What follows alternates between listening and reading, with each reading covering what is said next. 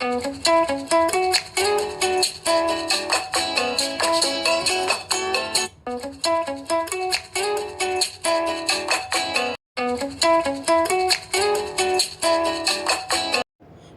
உறவுகளே, இன்றைக்கி நம்மளோட கிராண்ட் நோஃபல் ரெசிப்பியில் கடல் பாசியில் சூப்பரான உடம்புக்கு குளிர்ச்சியான ரெசிபி தான் எப்படி செய்கிறதுன்னு பார்க்க போகிறோம்.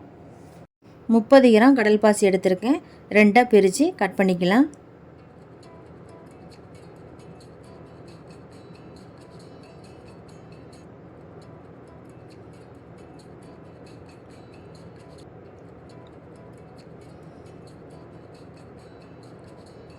கடல் பாசி நல்லா மூழ்கிற வரை தண்ணி ஊற்றி அரை மணி நேரம் ஊற வச்சிடலாம்.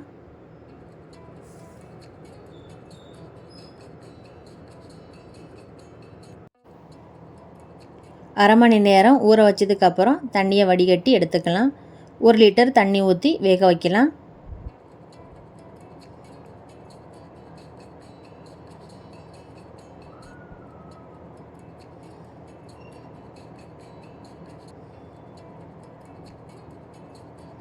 கடல் பாசி கரைஞ்சி தண்ணி நல்லா கொதிக்கும் போது 3/4 கப் 75 கிராம் சர்க்கரை சேர்த்து கலந்து விட்டுறலாம். இனிப்பு எந்த அளவு உங்களுக்கு வேணும்னு பார்த்து சர்க்கரை கூட குறைய சேர்த்துக்கோங்க.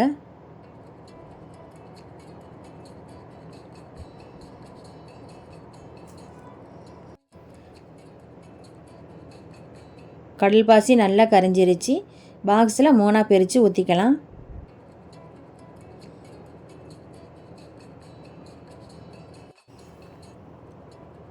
ரோஸ் மில்க் எசன்ஸை கொஞ்சமாக ஊற்றி ஒன்று போல் கலந்து விட்டுறலாம்.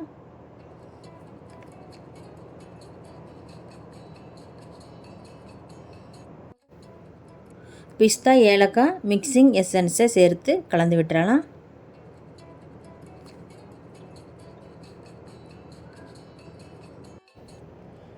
அப்புறம் இன்னொரு பாக்ஸில் கலர் மிக்ஸ் பண்ணாமல் அப்படியே வைக்க போகிறேன். செட்டாகி ஆறுனதுக்கப்புறம் ஃப்ரிட்ஜில் 2லேருந்து 3 மணி நேரம் வச்சிடலாம். இப்போ 2லேருந்து 3 மணி நேரம் போல் ஆயிடுச்சு. கட் பண்ணிக்கலாம்.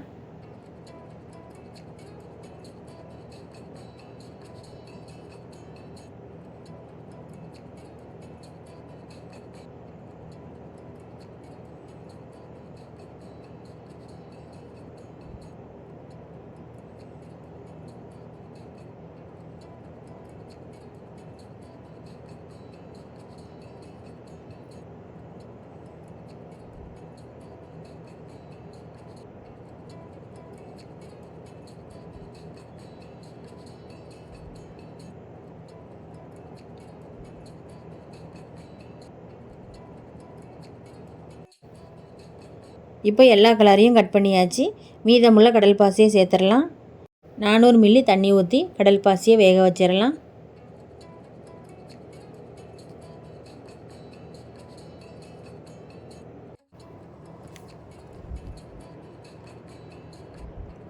கடல் பாசி நல்லா கரைஞ்சதும் காய்ச்சின பால் 1/2 லிட்டர் ஊற்றிடலாம்.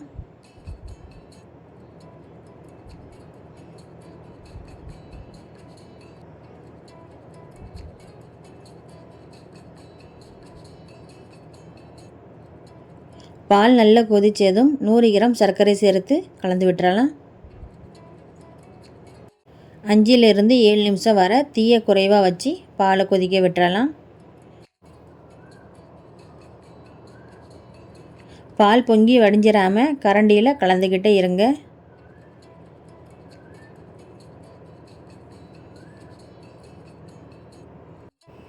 பாக்ஸில் கட் பண்ணி வச்சுருந்த கடல் பாசியை செட் பண்ணிடலாம்.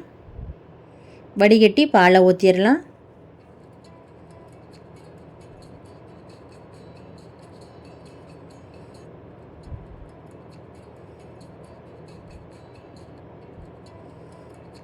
மீத இருக்கிற கடல் பாசியை இன்னொரு மோல்டில் செட் பண்ணி பாலை ஊற்றிடலாம்.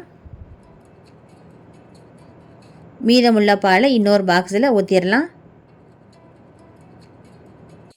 இது செட்டாகி ஆறுனதுக்கப்புறம் 3 மணி நேரம் ஃப்ரிட்ஜில் எடுத்து வச்சிடலாம். இப்போ நல்லா செட்டாகி வந்துருச்சு. ஓரங்களை கத்தியால் எடுத்து விட்டுறலாம்.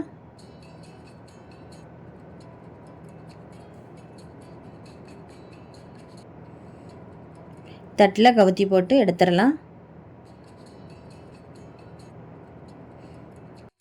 சூப்பராக வந்துருச்சு.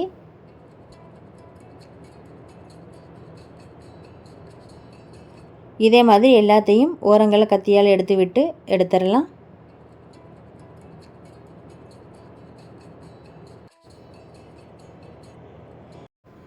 இப்போ ரொம்ப சூப்பரான கடல் பாசி ஜெல்லி புட்டிங் ரெடி ஆயிருச்சு.